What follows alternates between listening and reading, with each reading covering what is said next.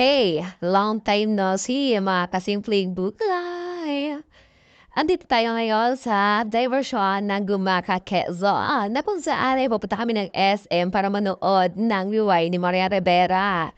Yun nga lang, itong video na to ay ngayon nakalikalik ko kasi ay masyado na natabunan ng ibang mga vlogs or video ko. Kaya naman, eto na, ipiplex ko. Ipapakita ko sa inyo kung gaano ba kahaba, kalaki, or gaano ba ka-safe yung daanan dito sa Gumaka, Quezon. Ayan, mapapansin nyo na kukunti lang yung mga dumadaan dito malalaki sasakyan. Kasi nga naman, meron daw may hirap ng daan. Yun ang sabi-sabi, meron daw matataas sa daan at medyo alanganin. Kaya naman na nahihirapan daw yung malalaki sasakyan. Tara, tingnan natin kung gaano mga ba katotoo o ka-legit yung mga sinasabi nila. Pero as you can see, refreshing. Maganda yung daan. At maganda yung views. Kita mo yung combination ng mga tower. Combination ng mga, ayan. Ang una-una naman to. Combination ng mga puno. Yung mga curb-curb. Combination ng mountain. Combination ng, ano ba? Init. Ayan. Combination ng ayan, nag-aagawan, unahan. Ano, manood din ba kayo ng white at nagmamadali? Anyway, sa pagpasok mo dito sa may diversion, may makikita ka, ayan, crossing, na kung saan may papunta Makalilon yata yan. And, ayun, galing sa Gumaka. Ang advantage ng diversion kasi, makakaiwas ang mga motorista sa mga traffic sa Kabayanan. Kasi nga sobrang traffic sa Kabayanan, lalo na doon sa may parting pag-curb o pagkurbada o paglikod sa may Jollibee. Pag makakapasa sa akin ay nagkaka-traffic na doon kasi nga medyo biglang liko. Yun, masyadong malaki yung pagkakaliko. And maliit na rin yung kalsada at marami na rin mga motorista doon, marami mga sasakyan doon sa kabahayan ng Gumaka. Kasi nga, syempre, ang daming mga ano mo na, living things. Char! Living things. Mga tao-tao at mga sasakyan doon, syempre. And, ayun, ano pa sasabihin ko dito?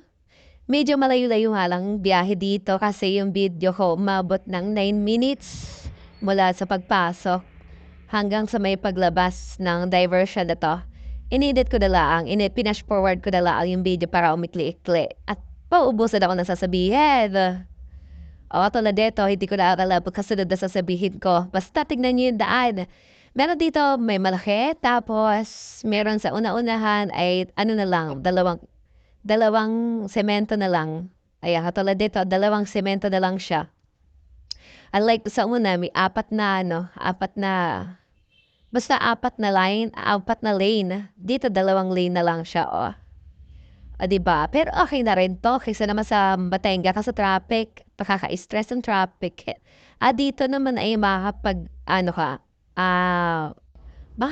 fresh ka dito. Tulad nito, may nakita tayo na truck. Ano nangyari sa iyo, transformer dyan? Nasemplang na. Hindi ko alam kung ano nangyari. Baka nakatulog o lasing or nahirapan sa anong tawag doon? Nahirapan sa pag-akyat at pumatras. Hindi ko alam. Basta, bahala kayo sa buhay nyo. Hindi naman ako marites. So, ayun na nga. Back to tayo sa traffic. Ayan. Marami na rin mga dumadaan dito mga private vehicle. Vehicle. Mga namamasada. Bahala ka dyan. And then, ayun ang ganda ng views. Binig tayo ng tindahan doon. Ang ganda. Diba? Perfect ang views. Para ka nasa ibang lugar. Ayan na. And then, bigla mababa. Ayan. Siyempre, kailangan dito, medyo maganda-ganda ang preno mo. Diba? May thrill. May thrill din dito ha. Biglang taas, baba, tapos biglang liko. Pero ang ganda ng views. Tulad dito, para sigsag. Diba? Maganda dito kung anong tawag dito? Yung mag-road trip ka, dito ka dadaan. Para iba naman yung nakikita mong views. Bukod sa sigsag, dito mahaba-haba yung basta, yun na yun. Yung diversion ng Lopez ay maganda rin at hindi naman delikado. At kunti lang din yung ahon-ahon doon. And then, may mga ilaw na rin.